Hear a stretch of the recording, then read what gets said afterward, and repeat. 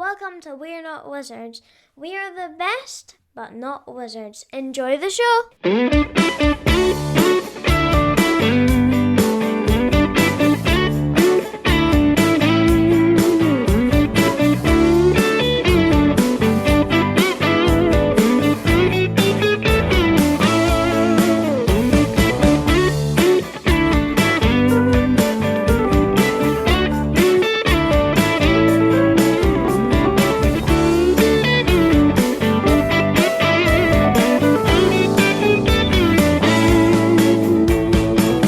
Welcome to another episode of We're Not Wizards. My name's Richard. I'll be your host for July. It's been a mixture of sun and rain. The weather doesn't know. My lawn is looking absolutely fantastic. It's just one of those things. It's full of splendor. Sometimes the rain makes me want to swear. It makes me want to use the F word, but I've decided if I'm going to use the F word, then I need an expert on the F word to come and help me use F words. You could say this person, he's a little bit of an odd bird. Potentially started off as an ugly duckling, but pretty quickly turned himself into a Swanson and left his mark on the board game industry. He's had his little fiefdoms in the past. Maybe he's had his even little bits of his feudums in the past. So here to talk to us about everything that could be fled to everything that could be fur, I've got Mark Swanson from Odd Bird Games. Hello there, sir. Wow, that was really good, Richard. I don't think I can top that. You don't have to worry about the intro. It's not like we take turns. It's not like, right, okay, now you go. It's like, whose line is it anyway, or something like that. It's like, well, I've done my intro. Here's your selection. Here's your selection of words. Do you know where? Right, because people listen to this all the time, and some people comment on the intros. Do you know we got this from, because I used to work in a kind of a call center sales office, and when you're doing call center sales office things and you're saying the same thing again and again and again, it kind of gets dull, especially if you're having a conversation with people who are kind of having a conversation with you because they have to have a conversation with you because you're their service provider. So in order to alleviate the boredom, we used to just take random words and try and fit them into the conversation. Like fiduciary. things like that. I can totally relate. Mesopotamia, Yes, yes, that's actually how I met my first wife. I don't want to really go into that story though, but the key word was watermelon, and it was a non sequitur. But early in my career, I was on the phone with little old ladies that used to call into a toaster factory. Toaster factory. I used to work for Toastmaster, not the public speaking organization, but the actual manufacturer of toasters.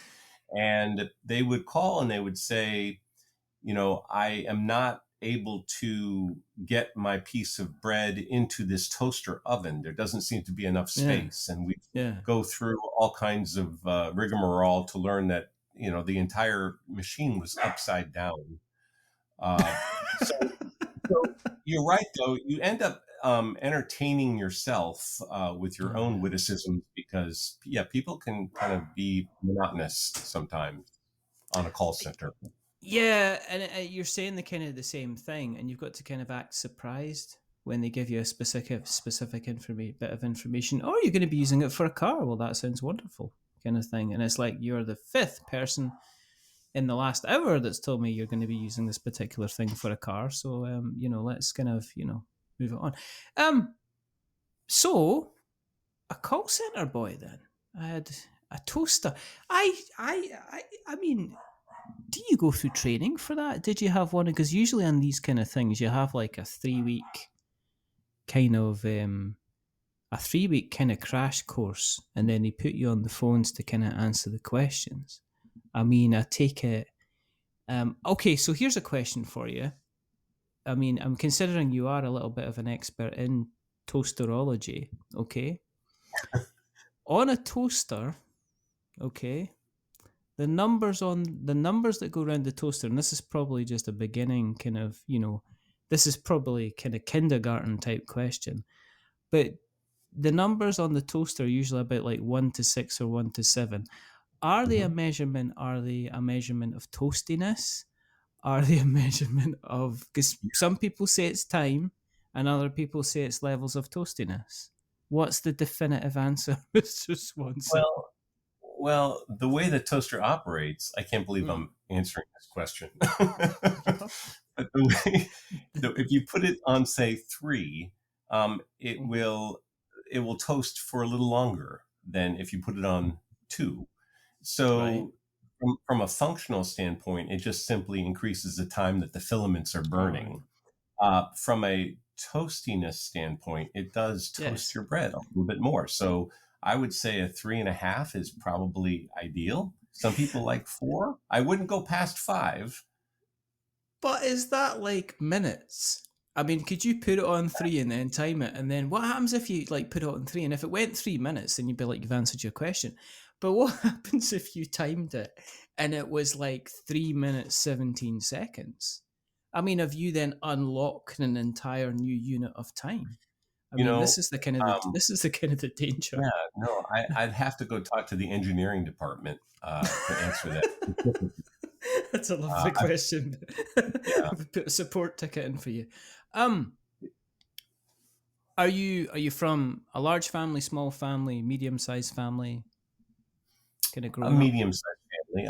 I have one sister who is still alive. My other sister passed on.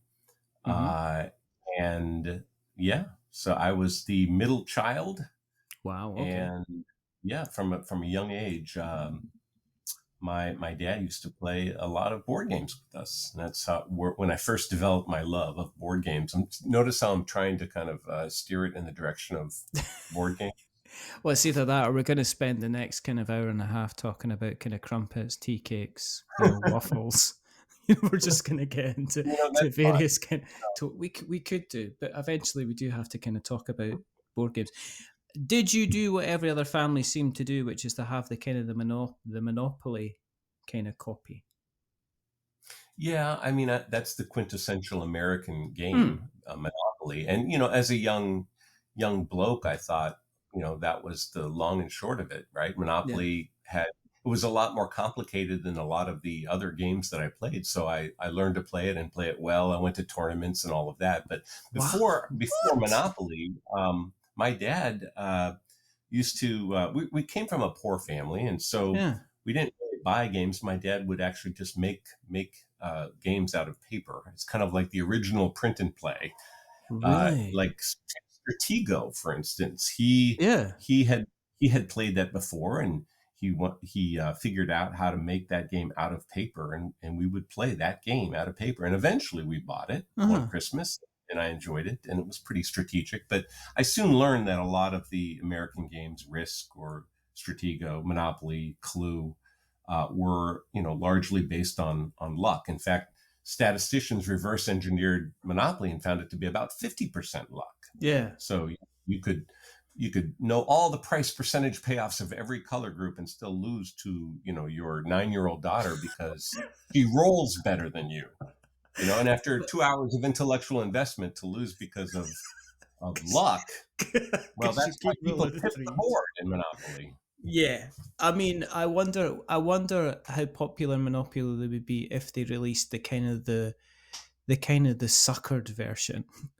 And what I mean by that is the thing it's got like suction cups on the base of the board, so no matter what happens, you can get as angry as you want and make the motion to flip the board, but you literally have to pick up the entire table to kind of make this thing kind of go over. It's funny because that's actually a feature in Tabletop Simulator. At any time, you can flip the board and the pieces go everywhere, and then they automatically reset themselves. So that's kind of fun.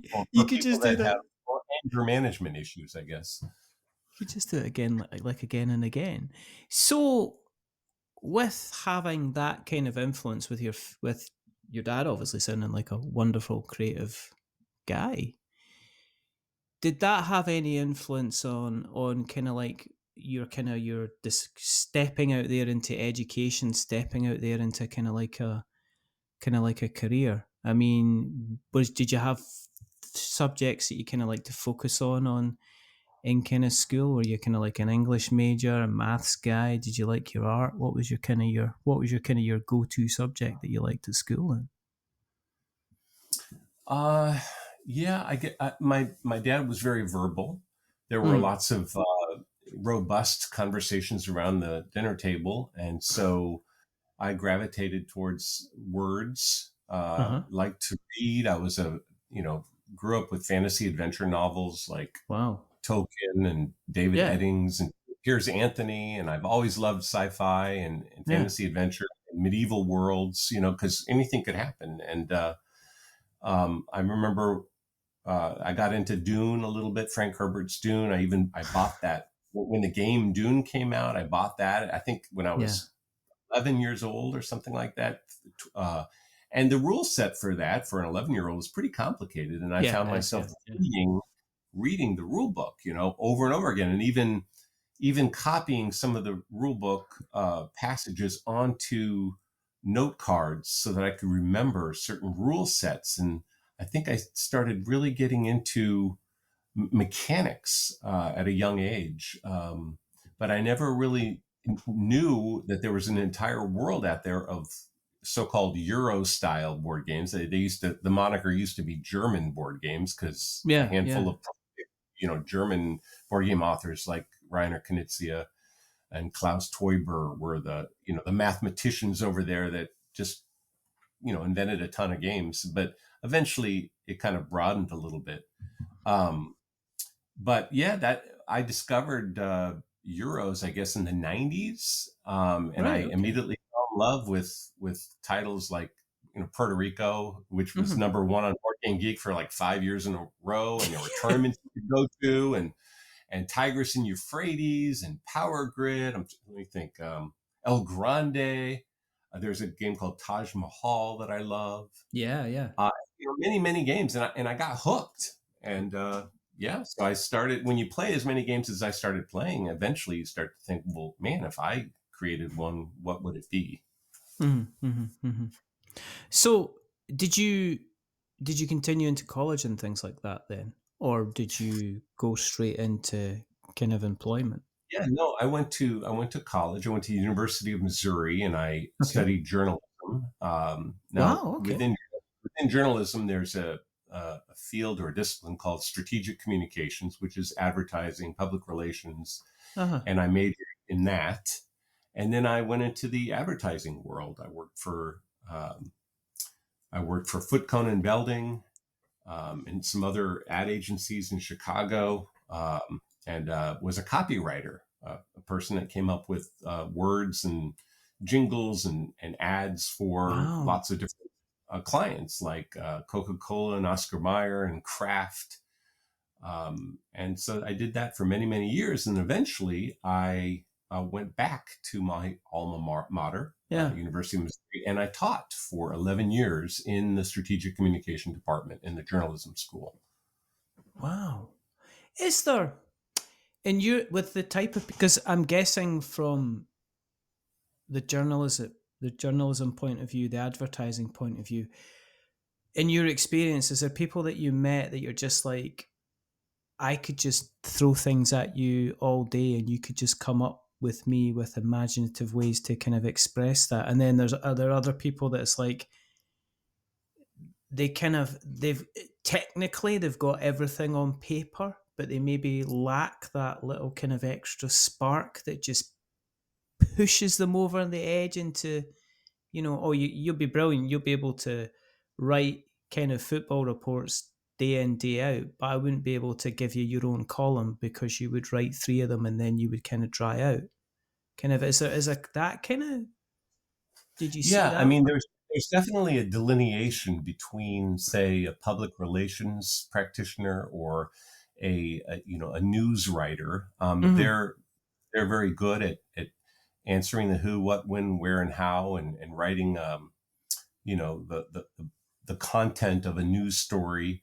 But when it comes to saying things in a creative way that gets people's attention and makes them think about a product in a way that they've never thought about it before. That's when the kind of the creativity takes over. And some of that can be taught or inspired, and some of it is just natural. There's some people that are comedically funny, for instance, and there are some people that are just simply creative. And I remember a lot of my friends were writers, but they were on the kind of more the left brain side of things, and they would come to me and they'd say, "Hey, I have this great news story, but I can't think of a good headline." And I would write their headline for them. But that's why I always gravitated towards advertising, because of the creativity involved. And of course that creativity kind of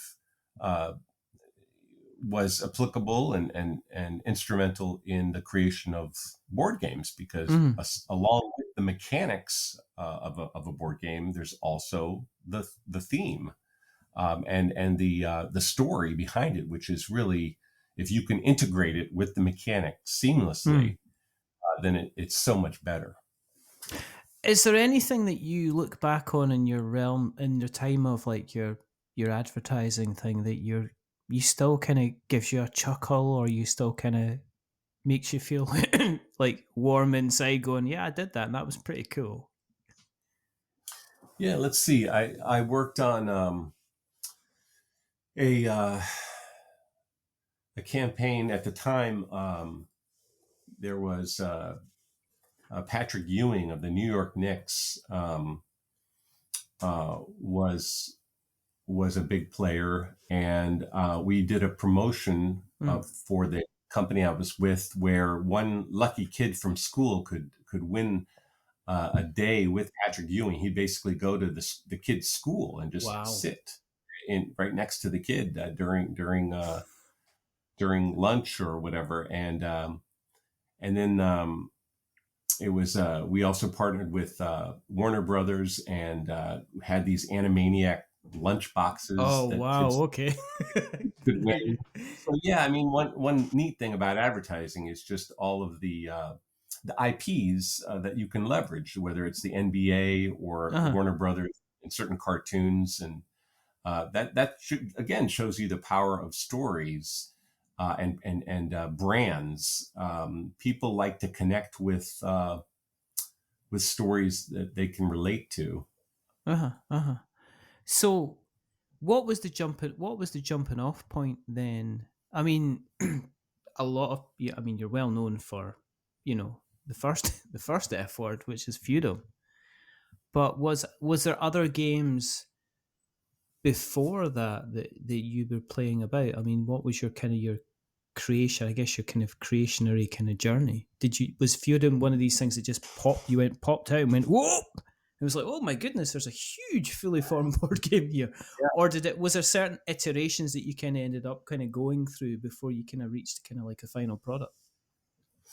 Yeah, that's a great question. I think, I had played a lot of games, and I was always on a quest for the holy grail of games. I always wanted to have the ultimate gaming experience, but I never quite found one that encompassed everything that I wanted in a game, in terms of mechanics that I love. I love action programming and area control and just generally resource management. And I wanted the ability to have all of those things rolled into a game, and I couldn't find it. So I invented it. And at the beginning, the theme and the mechanics were kind of broadly integrated in my mind. I knew I wanted, something that was open world or sandbox style, where there was kind of minimal character limitations that were placed on a player. And let's see, I also played a lot of video games. I was inspired by video games like Grand Theft Auto. Wow. Or Shadows of the Colossus. I don't know if you've ever played that game, but it's just... Yes. Yeah. And so I wanted to create a game that held together, and there was definitely a linear path forward, but was also gave truly multiple paths to victory and an open world experience. And so I started to invent Feudum. So did you was it becoming kind of like little bits coming together? Was there at some point that Feudum was actually a much smaller game? Because you can understand, I've interviewed quite a few kind of people who have brought games, and designed games, developed games, and brought them into the kind of the crowdfunding. This is during, back in the day when Kickstarter was still seen as the be all and end all of kind of crowdfunding. And a lot of people seem to kind of start small. And then, then they grow. They go, okay, so this is my entry level game just to see if my games are, my game ideas are going to work. And then I'm going to drop, the bigger ones kind of down the line. And then you kind of get people like, say, yourself and say like Frank West. Frank, Mark Nerdlinger from who did Vindication. Frank did City of Kings, and then you get like yourself. And I remember you guys were all not too far apart in terms of time scale. I remember Feudum, and I remember looking at the artwork at Feudum and just like kind of instantly kind of going, wow, this looks kind of amazing. But what made you decide to go with that as opposed to kind of, I guess, dipping your toes in the water kind of first of all? Yeah, that's a great question. I think that I always set out to invent the game that I wanted. I didn't, my goal was not to start small or to gain, an initial following and then branch out from there. I just simply kind of blindly said, no, I want to make the game that I've always wanted to play. If other people want to play, great. If not, that's fine too. So, I wasn't trying to market myself or appease anyone. Or impress anyone. I just simply kind of made the thing that I wanted to play. And there was this moment during playtesting when I realized, okay, the game is working. People have forgotten it's a prototype. They're trying to strategize and win it. And that's when the real kind of fun began, because the hard work is over. The fine tuning begins. I mean, for any game, you have to have kind of this core mechanic, this engine. And once the engine is functioning and working, then you can add little peripheral cogs to it that enhance the game. But the engine is what is the thing that is vital and powers every other tangential element.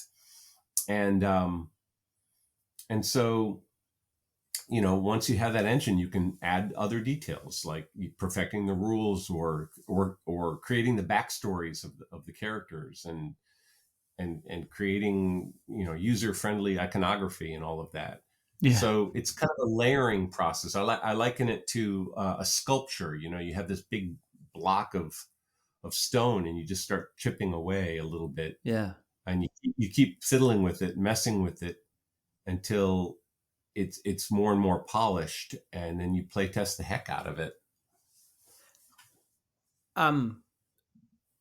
I've got I've got a double screen. Your website is on to the right of me, so I keep side-eyeing because Feudum kind of keeps on kind of popping in, obviously alongside all the other kind of games. I'm interested to know at what point the artwork was kind of brought in, because I don't think I've seen another game with similar artwork to Feudum. I think I could probably take a couple of components and a couple of cards or a part of the board from Feudum, and I could show it to people and they would be able to say, oh yeah, that's from that game. I think it's a fairly kind of recognizable kind of game. But at what point in the kind of the overall design process did you bring in that kind of level of art?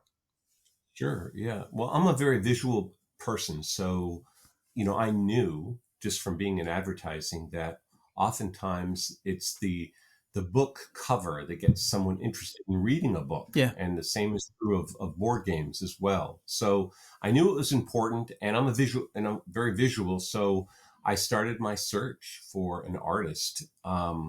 And I remember being in Columbia, Missouri, and walking into an ice cream shop called Sparky's Ice Cream. And on the wall, it sounds fantastical, but this is exactly how it happened. Yeah. On the wall was a poster for a band that was going to come to town to play. I think it was Wilco, the band. And it was poster art for the band, but it featured this kind of whimsical lumbering behemoth, kind of in a cartoon style. And I thought to myself immediately, wow, that's it. This is my guy. Yeah. And there was no signature, no artist attribution on the poster. So I went online and I went to the band's homepage and I saw the poster, and there was a small attribution on the website. Yeah. And the name was Justin Schultz. So I did more searching, and I found him, and I sent him an email blindly. And I said, you don't know me, but I have this vision to make this game. I love your artwork. You want to collaborate with me? And to my surprise, he said, hell yes. And that's how it began. And if you've looked at Justin's art, I mean, he has, this uncanny ability to lure you in with what I like to say are superficially charming, whimsical images. Yeah. That upon closer inspection reveal something a little bit more heartbreaking or daunting. And I love that juxtaposition between seemingly harmless things that turn out to be menacing or tragic. Well, the front cover of the box is quite literally like, you don't look at it, you're caught by the monster kind of appearing round the crest of the hill. But it's pretty obvious he's kind of chasing the two people that are running away from him. And the guy in the front is not looking happy at all. He's looking... No. I mean, he's going to scoop those people up and throw them into his mouth like popcorn. I mean, yeah, that's not a good fate. In terms, so you took Feudum to Kickstarter at the time, and it went. I mean, it funded, and it funded relatively kind of well. What was was it kind of like a different time? Was it a case that you kind of just put the game out there, and then people kind of just found it and then started coming and kind of backing it? Or was there quite a big kind of marketing effort? I mean, I'm guessing with you having a background in kind of, advertising, knowing about marketing, knowing about press releases and everything like that. Did you kind of go, oh, I can use my experience from my job on this kind of thing? Was there a lot of marketing build up kind of behind it at the time? Yeah, that's a good question. About 1.5 to 2 years before I launched the Kickstarter campaign, I was at Gen Con, and I passed by a fella who was hawking his game, so to speak. He was luring people in to try to play test his game. It was a game about winemaking, and the name of the game was Viticulture, and the name of the designer was Jimmy Stagmeyer. And he's like, yeah, you want to play my game about winemaking? I'm like, okay, sure. And anyway, we struck up a little bit of a friendship. I got his email. I started emailing him a little bit. And at the time, he was writing a book called The Crowdfunder's Guide to Kickstarter. Yeah. And it turns out, over the years, he's turned into this great guru and treasure trove of information for all board game designer entrepreneurs like myself at the time. Yeah. And I just essentially read his blog and read his book and knew that I needed to create an audience on social media, on Instagram, on Facebook, do a pre-launch Kickstarter page. So I kind of became a Stagmeyer-ite, if you will, and kind of learned the ropes from a guy who had done it. And so, yeah, I did everything I could to establish a little bit of community before a few launched on Kickstarter, but I had no idea how well the game would do. I think I had a little bit of luck because Richard Ham of Rahdo Runs Through Yeah. saw my game on Board Game Geek and started talking a little bit about how excited he was. And of course, he had a huge following at the time. So that put Feudum on the map a little bit. But I was not prepared for how well that first Kickstarter would do. And I wasn't really prepared that overnight I would essentially have a business. And I think that's always interesting about Kickstarter, and I think, or crowdfunding in general, and I especially think it's become more interesting where you see the difference between the people who have their crowdfunding as like a passion project, that they put an awful lot of passion into it, but then when the business side of things kind of comes round, they get flummoxed by it. And they get, you know, and if you get outside influencing factors as well. I mean, the last couple of years we've seen like COVID, we've seen like the shipping prices, the crisis, we've seen the you know, the prices of kind of manufacturing kind of going through the roof. And it's interesting you saying kind of like I kind of I kind of ran something for 30 days and I ended up kind of having a business kind of out the back of it. Because I take it, did you go through like a crash then? And what I mean by that is you must have been kind of like going, you know, well, hey, we did it. And then the window closes and the funding, you know, window shuts down. 2 weeks later on, you kind of get the money. Was there a point there at all you were kind of going, oh, we've done this now, and I've I've got six figures kind of set in my bank account, and now I need to kind of make this happen, and I need to make this kind of work. Yeah, it happened. That experience happened the very first day. Right. I mean, the very first day, it was at $70,000. After 30, it was at 263,000. And what a lot of people don't know is after the campaign closed on BackerKit, I did twice that amount afterwards. And so all throughout, you know, there was really no time for celebration. Yeah. There was more of a, how am I going to deliver on all of this in a way that makes my customers happy? Because, you know, you have a very keen sense of needing to fulfill your promise and not let anyone down. And so that was my focus. You know, I knew, you know, being in the marketing and advertising business, how valuable customer service is, and how customers are everything. And I've always believed that, even to the point of, you know, giving away the farm, if you will, just to make customers happy. And there are limits to that, of course. But yeah, I was determined to deliver the project and make sure everyone was happy. And then the money that was left over, you know, I just put right into the business to continue the dream. Yeah. Because after the first campaign, you then went on to create a couple of expansions for Feudum. You had the Queen's Army, and then you had kind of Rudders and Ramparts. Did that do two things? I take it at that point, you're like, well, I've got to continue kind of bringing kind of the money in, and people are asking for expansions. But did that give you the option to kind of also release kind of second chances and even third chances for people to kind of get hold of Feudum again? I think my motive was, you know, I was a fan of the world that Justin and I had created, and I wanted that world to just keep going. When you fall in love with an IP, you want to expand it.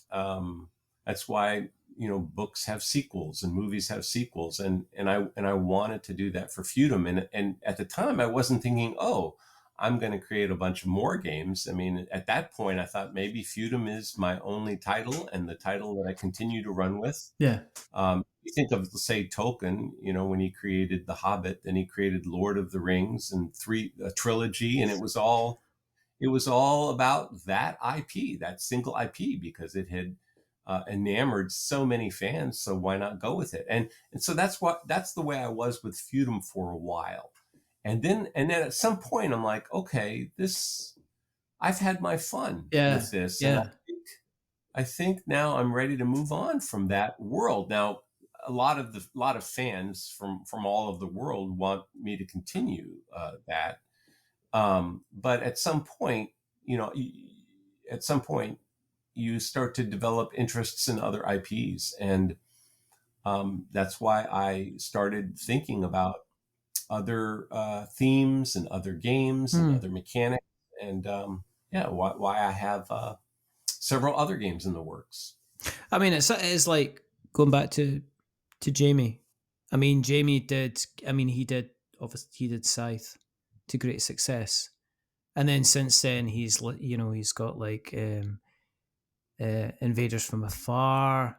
It's got the Rise of Fenris. These are all expansions, but they were all based around kind of introducing kind of, I guess, different mechanics into this kind of Scythe kind of main world.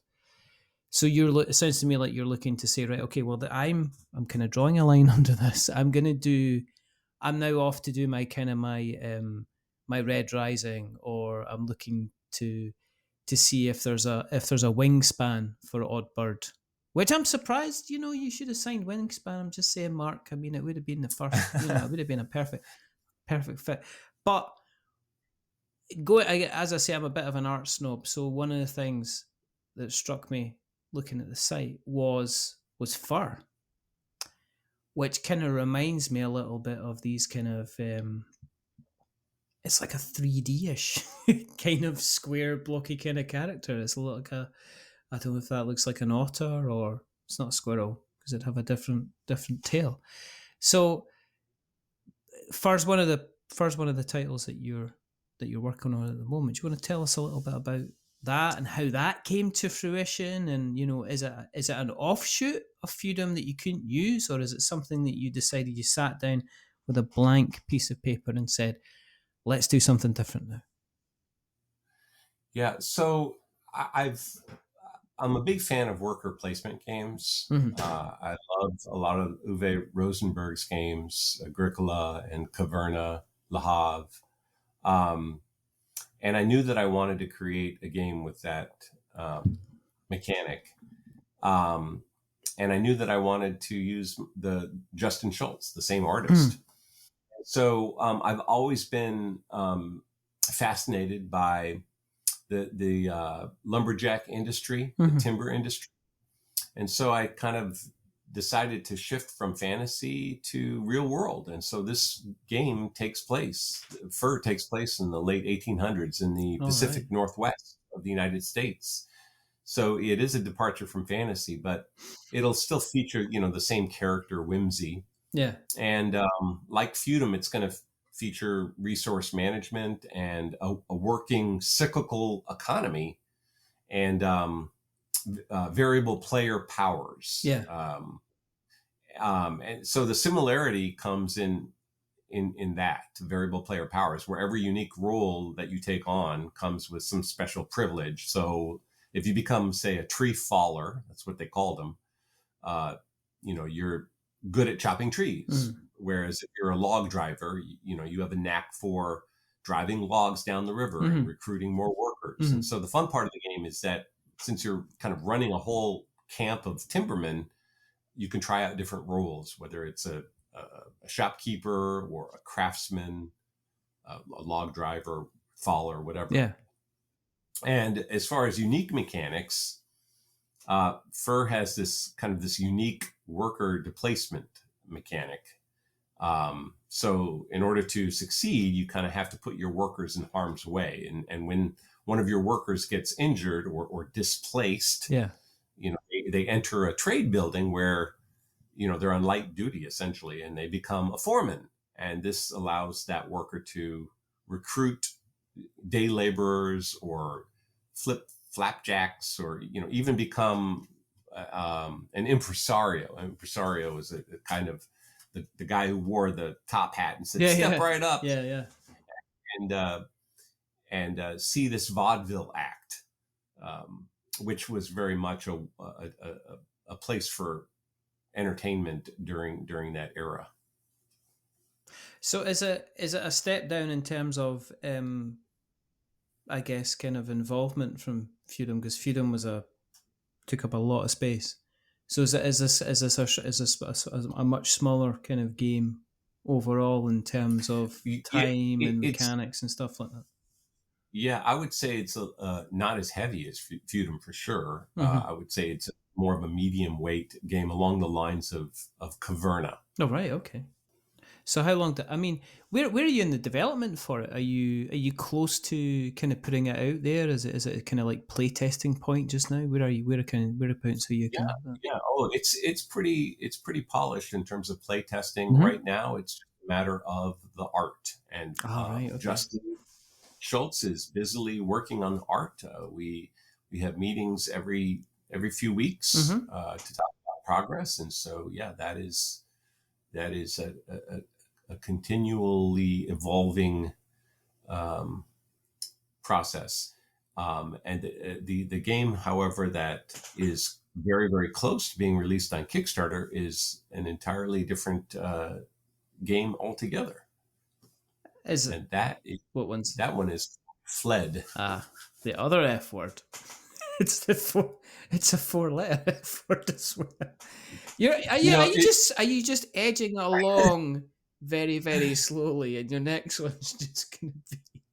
It's funny because I was about to break that trend, and was just going to give that up, but things just kind of fell into place, and I'm just going to go with it now. You're going to just make a game as long as it begins with an F, because that's if I run out of F words, I guess I'm done. They just like, don't give an F anymore. So what's Fled all about? Let's break that down a little bit then. Well, Fled is a tactical card and tile escape game. Oh. It's also based on history. It's based on a 19th century prison called Spike Island, which is kind of in your neck of the woods, actually, I think. And it was a historical British fort turned island prison off the south coast of Ireland. Oh, right. Okay. It's kind of like it's like Alcatraz in the United States in a way. Yeah. And the first prisoners were just these young lads, and many of them were detained for minor infractions like stealing a potato during the potato famine. Oh yeah. And things were so bad during that time that it drove these young lads, like when I say young lads, I mean like they're 15, 16, and it drove them to petty theft. But in the mid 19th century, the British government at the time, they didn't take too kindly to any kind of stealing, so you could get locked up for good.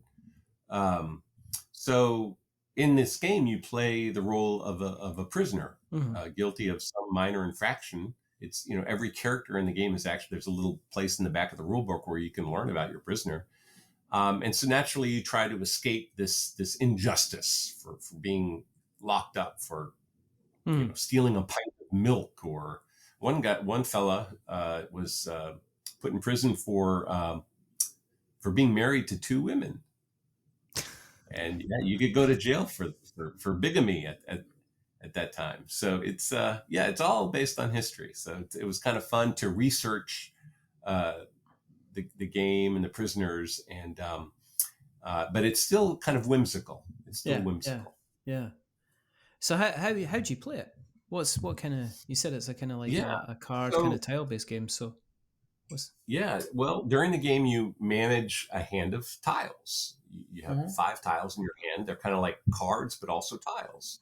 And you first add a tile to the prison, and then you discard a couple of tiles to move from room to room, and then you replenish your hand. So there are 3 parts to the turn. And along the way, you're going to be collecting contraband, like buttons and stamps, or plum cake in this game, that you're going to trade for the tools that you'll need to escape, like a key or a file. Yeah. And if you're not in the right rooms when the governor, that's what they call the warder, the governor whistles you to roll call, then any nearby warder could put you in shackles, or worse, send you to solitary confinement. And so you score victory points for collecting items and for escaping. Oh, right, okay. So the whole point of it is you are kind of moving around the prison, but at the same time, kind of collecting the resources that are going to go towards your victory point total at the end. But you've got to watch kind of what direction where you're going, because if roll call gets called, then if you're not in the right place at the right time, you're essentially getting kind of penalized. Right, you get actually sent back to your bunk. Right, and you have to kind of start your bunk again and navigate your way through all of the prison towards the outer perimeter, which is the place where escape routes are possible. Mm-hmm. So have you been able to get this kind of like play tested as a bit and what's your approach to kind of play testing? Are you doing it in physical format? Are you doing it on like kind of tabletop simulator as well? Or? So I actually sent a prototype game to a couple of blokes that happened to also do a lot of playtesting for Uwe Rosenberg. Oh, right. Okay. And so I sent the game to those guys, and they gave me a lot of great feedback. Mm-hmm. And then I also used the talents of the very talented Seth Jaffe. All right. Okay. He's the fella behind Crusaders. Yeah. The Crusaders. And he's also a very good developer. So he's going to get an official developer credit for Fled, for helping me play test and develop it. Mm-hmm. And so it is very, very tight right now. And it's, in fact, I have prototypes that I'm sending to reviewers right now, actually in my house. They're boxed, and I just am gathering together some reviewers that would like to try it out, and so that I can feature any favorable review on my Kickstarter page. So yeah, it's ready to go. My wife and I played it just probably about 5 times last weekend. Yeah, and I'm very, very pleased because it's pretty tight. Mm-hmm, mm-hmm.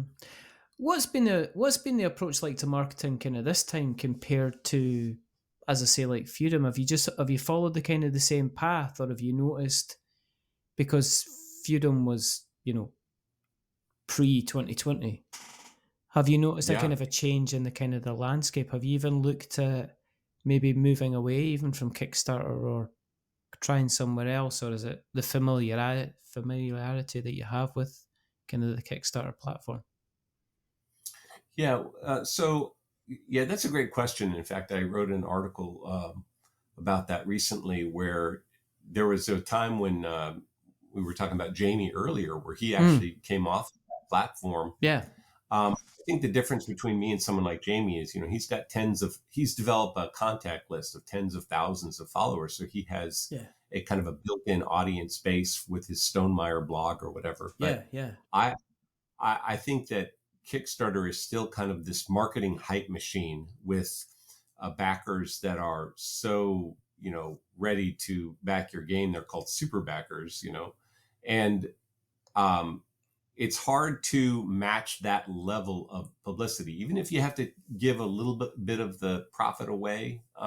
It's still worth that kind of exposure. So I'm definitely still a big fan of Kickstarter, or for that matter, GameFound, or some of the other, Backer Kit's got a crowdfunding platform. Yeah. So I still think it's important, and it's the democratization of venture capital, right? It's instead of having to take out a mortgage on your house to pay your artist and manufacture something, you basically get early adopters to say, we trust you. We'll give you some money to pre-order your game, and you can use that to manufacture it. So I'm still a big fan of crowdfunding. Yeah, I think as I alluded to earlier, I think there's been a couple of times of late that it's had a little bit of a wobble. Sometimes exterior factors, but also I think I've been quite publicly. I publicly slagged off Kickstarter for saying when they're saying yes, we're going down the blockchain route, and it's like, Yeah, okay, the whole yeah, I remember that. I think they've kind of cleared that up a bit, they've released a but a press lot release to say how drunk they were when they released to say they were going to, sorry. a lot of a new entrepreneurial designers, they were very unfortunate to experience the supply chain issues during COVID, Yes. and Yeah. they underestimated shipping costs and freight costs, which tripled or quadrupled, and it just basically took away their margins. And so that was very, very sad. But things have gotten a lot better now. So things are kind of clearing up, and the horror stories that I hope are behind us. You asked what has changed. The influential or the influencer market has changed. It's grown. It's gotten very robust. There are, hundreds and hundreds of, tier 1 and tier 2 influencers out there with followings from everywhere from, 500 followers, subscribers to 75,000 subscribers on YouTube. And the one of the biggest differences that being in the industry, I know a lot of these folks. I've been to trade shows. I've met them. I have a growing contact list of influencers and reviewers, and so I'm able to tap into that now, and that'll help me. Is a particular criteria that you look for in reviewers?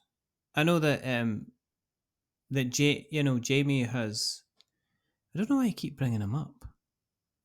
I don't know what it is. It's just one of these. It's just that he kind of says his review policy is quite simple. That I want you to have, if you're going to be reviewing my game or producing any content, I think he prefers it to be like on a permanent kind of fixture.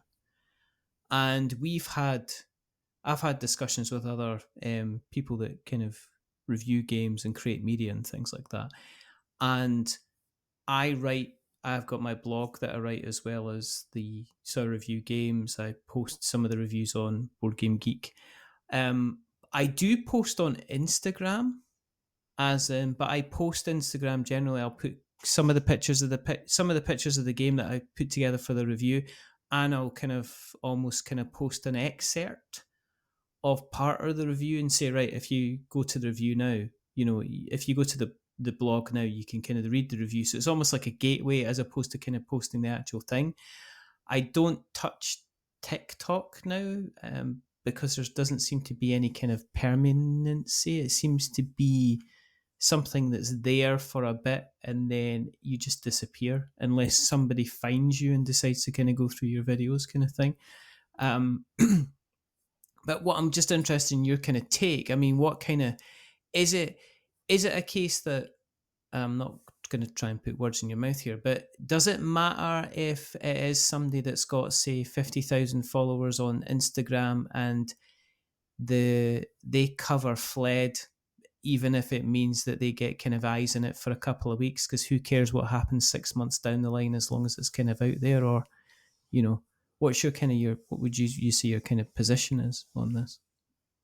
Yeah, that's a great question. I think that over the years I have added to my influencer list, and it's several hundred influencers long, and so I only have 10 prototypes because having Panda Manufacturing that's the one I use. Yeah, good folks there, Michael Lee. And David Littman is my project manager, but they're not cheap. Making prototypes is not. It's kind of expensive, and so I can't send it to everybody, and so you have to kind of figure out, well, if only 20 to 30 reviewers are going to see this, then you want to maximize your exposure. So I mean, I am influenced by the number of followers, subscribers that they have, and so there's couple of, there's the low hanging fruit, the Dice Tower, the Rahdo runs through, those kind of big ones. Yeah. And you also have to think internationally. League of Games, the Nyx out of France. But then there are kind of like mid-tier folks that you want to give a shot, and even some new folks that are just kind of starting out, but who have kind of a great personality, kind of almost like dating, Yeah. and you want to give those folks a shot too. And so if they reach out and they're polite, I'll definitely send them a game if they can pass it along to the next person. Mm. And I think a lot of the reviewers know that, hey, I'll keep this for a week and then pass it along. And as long as that happens, then sure, you can kind of give it to folks that are just kind of cutting their teeth in the industry. And then there are other folks that you become friends with. Lance over at Undead Viking, or Jimmy Hudson at Board Game Spotlight. Yeah. The folks at the Secret Cabal. The name was yeah. I mean, and I've listened to that, and I think those guys are absolutely fantastic. And so you want to send your game to influencers whose work you appreciate and whose work makes you laugh. Not to stroke your ego, but your manner in your show is quite entertaining. A lot of times you don't realize it. People have different emphases. Some folks just want to do podcasts. Some people just want to do reviews, and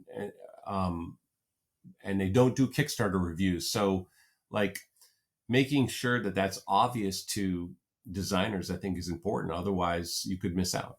Yeah, I think there's also the other thing is, as well as taking it from like a creator point of view, is that at the beginning, it's very, very easy when one channel that you do kind of starts to kind of not do numbers, but you get regular, because do numbers sounds clinical and cold. It's like, I like the fact, like, if I get, like, say, in the first, when you release a podcast episode, there is nothing cooler than seeing the first couple of hours, the first couple of hundred people kind of, they're automatically kind of downloading it. But I like to think that over the next kind of couple of days, there potentially going to be somebody that's making a choice to spend an hour with myself and whoever I'm guesting with. That they're going to have a laugh, or they're going to go, oh, that's interesting, or they're going to go, he's being absolutely ridiculous again. But I'm having some kind of slight impact in some way, kind of maybe making a really, really wonderful day that they're happening slightly kind of better. Or just if they're having a crappy day, kind of going, yeah, okay, well, that kind of thing. But then I think the trap is to say, like, okay, I'm doing my podcast, that's doing well. Let's see what video I can do. Let's do some writing. Let's do some photographs. And sometimes there is that pressure to kind of be everywhere to everybody all at once, kind of thing, if you know what I mean. And it's a difficult battle, because I've done YouTube videos, and I've had people say, I really like your videos, because I just like, because you still got the same kind of chatty kind of conversation when you do the reviews. But then it's kind of like, unless you're kind of getting, and it's strange, because unless you are kind of getting that kind of a decent viewing figure on videos, they're a hell of a lot of work to put together. So so it's kind of a strange place to be in. So I'm in my nice little rut. I'm quite happy and content. I do my podcast. I get to speak to wonderful people like yourself, and then I do the review stuff. But recently I've started writing for Tabletop Gaming Magazine, which is like UK's. It's a kind of a printed and pressed on trees kind of magazine, which I've started writing for as well, which is a whole nother strange thing. And I guess you probably had this when you got your first kind of manufactured copy of Feudum, to actually see, to open up the cardboard box and see your name printed on the front cover. So it's kind of like you're flicking through a magazine, and I've written a couple of articles and done a couple of reviews, but to see my name attached to a review that's out there and people can actually walk into their local newsagent and pick up and buy is kind of a bit, it's kind of strange. It's a different thing. But yeah, it makes sense because, as you're kind of finding your way and establishing yourself as an influencer, it's good to dabble because you don't know what's going to float your boat. And then as you go along, it might be that you decide to niche yourself. I mean, that's what happened with James Hudson of Druid City Games. I reached out to him, and he doesn't do reviews anymore, but he used to. And then other folks decide to niche, like Edward over at Heavy Cardboard. Well, he just does the heavy games. Rodney at Watch It Played. Well, everyone knows Rodney flips the box and tells you how to play a game. And I guess it just depends on the evolution of your show and where you're the most happy and where you gain the most following and what you're most appreciated for.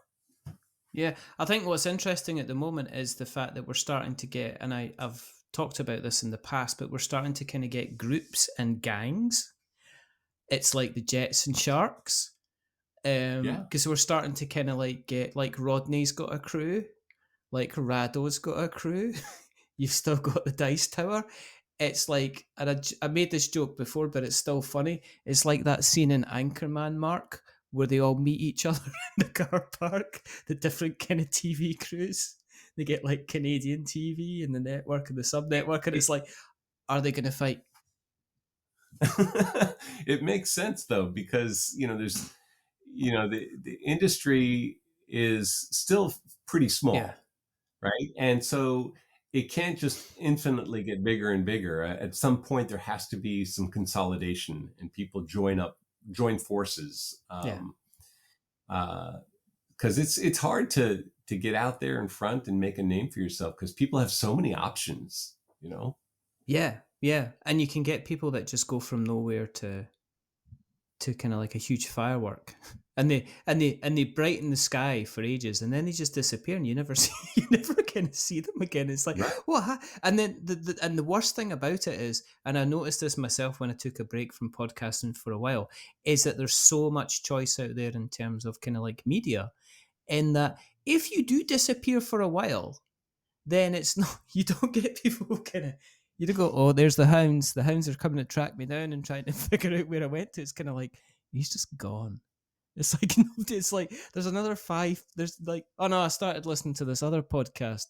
They've got wizards on their podcast. So I started listening to kind of that one, which is kind of always interesting. Getting back to Fled, because we're clawing this back like some kind of honey badger going through a termite's nest. Have you got kind of like a price on, have you thought about kind of like final prices for pledge levels and things like that at all? Yeah, it's probably in the $40 range for a pledge. Yeah.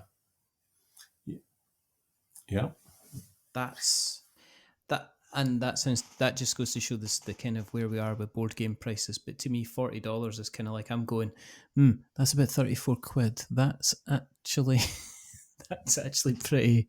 That's a kind of a decent price. Are you looking at kind of like stretch goals and stuff like that? With the kind of the current climate, are you looking at just saying, right, well, this is the game, and if you pledge, you're getting the best version of the game? Or are you kind of working on because there seems to be this like drip feed marketing kind of thing going on with a lot of people. It's like kind of like basing it on, if we get 100 followers of the campaign, we'll unlock this. If we get kind of 100 comments on it, if you get 100, likes on this Instagram post, we'll kind of unlock these kind of things. Are you looking at that kind of strategy as well? Or is it just, here's the game, if you back it, we just get lots and lots of games out there? I've seen publishers do both. I think that backers are, they're fairly adaptable. They respect it if a publisher doesn't want to do stretch goals.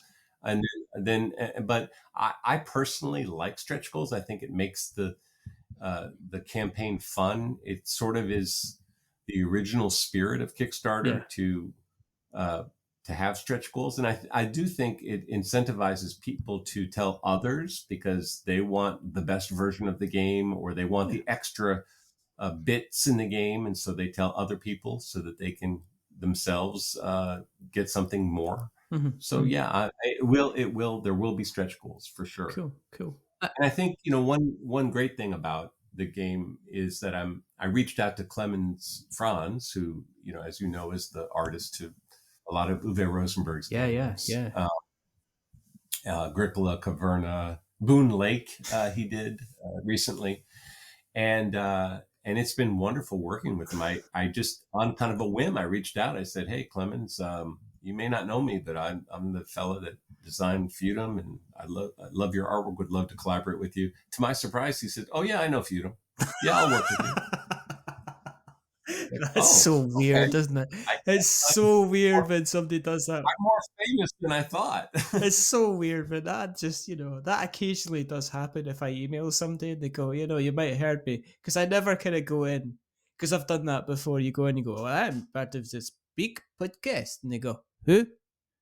Never heard of you. But it's kind of weird when you kind of go, and it's always somebody that you kind of never expected to kind of like even know you. And it's called, yeah, I know who you are. And it's like, oh no. Is that knowing me in a good way? Is that knowing me in a bad way? It's really bizarre to go to a trade show. There was, I'll never forget this. I was at the BGG Con down in Dallas-Fort Worth area. Yeah. And I was walking in the hallway and someone recognized me. Like, it's one thing to know the name of the author of a game. It's another to know their face. Imagine that must be a bit scary. He recognized me and he said, yeah, you're the guy who created Feudum. I said, yeah. And he goes, on page 17 of the rule book, there's a rule, blah, blah, blah, blah. And I just wanted to know what the answer was. And I told him the answer, and then he goes, thanks. And he walked away. And then I want you to change this. Here's the Tipex to writing it out. I want you to write in what the proper rule should be. It's like, all right then. I still, I don't think I'll ever get over people wanting me to sign the game. That's bizarre. I sign a fair amount of autographs at trade shows, and that's cool.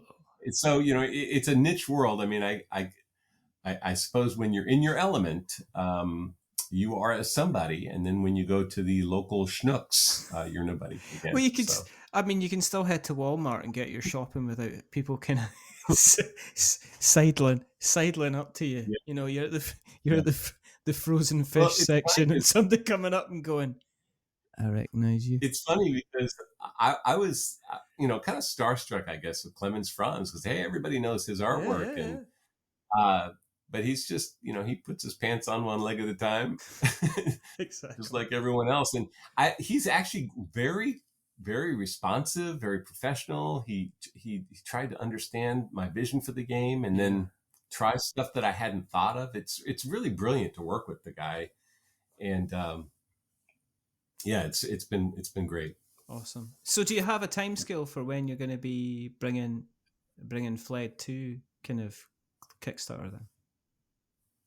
Yeah, well, I'm at the reviewer stage of the prototype. So once I send these out over the next couple of months, I hope to generate some buzz. Cool. I'll include that buzz in those videos on my Kickstarter page, which is pretty much done. The pre-launch page is pretty much done.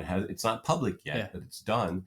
And so when I'm ready, I will announce the Kickstarter launch date and start to reach out to, my database of folks to get their followers interested. So I guess I haven't answered your question. You had Q4 of this year. It's like dealing with a politician, Mark. Just trying to get to answer a question. But if people have listened along tonight and they want to keep an eye on your bad self, where do you exist on the internet webs? Where can we find you? Oddbirdgames.com. Where's that come from? I didn't ask. Where's it come? Where does Oddbird? When I was a kid, my dad, I was kind of an eccentric, imaginative kid, and my dad would say, "You are an odd bird, son." That's and it was a little bit pejorative, I suppose, but I wore it and assumed it. So yeah, and then I guess you can also find me on Facebook at Oddbird, Twitter at Oddbird Games. Yeah. Oddbird by itself, I believe, is wine or champagne from Europe. So, yeah, that's fun too. So get both. Get yourself a bottle and get yourself a game, and then you'll have a good evening. Exactly. What we'll do is we'll put all those links in the show notes so that we have got notes to show if you're interested in keeping an eye on what we're up to. There's a couple of ways you could do it. I am going to brag and boast and say, look, if you're going to go and pick up if you pick up an issue of Tabletop Gaming Magazine, there is a chance you will see my words written and printed there. But we're all across the social medias. If you search for We're Not Wizards, you'll find me in all the different lovely, shiny, bright, and silver foiled covered places. And if you like what you've listened to tonight, then please consider going to your podcast catcher of choice and giving us a rating or a review. If you're going to, say, Apple Podcasts, then make sure if you're going to give us stars, you don't give us 10 stars because that makes me big-headed and just unbearable. But don't give me 1 star because it makes us cry. Give me 5. Because it's average and I'm just a little bit average. But the person who's not been average is the rather wonderful, rather fantastic Mark Swanson. Thank you very much for guesting, sir. It has been my pleasure, Richard. Thank you. There's only 2 more things to do. The first thing is to remember that we're many things, but we're not wizards. Are we wizards, Mark? We are not wizards. There you go. And the second thing is to say goodbye. So, before he fled, I don't even write these down. They just come popping off the top of my head. So before he flees or before he fleds, it's a goodbye from Mark. Say goodbye, Mark. Goodbye. And it's a goodbye. It's an ability to not be able to speak from me, but it's a goodbye. Remember, stay safe, roll 6s, make something awful. And if you're going to get yourself off that island, escape, flee, fled, whatever. But check it out when it comes to Kickstarter. And check out all of the Oddbird catalog. But until the next time, goodbye. A wizard is never late.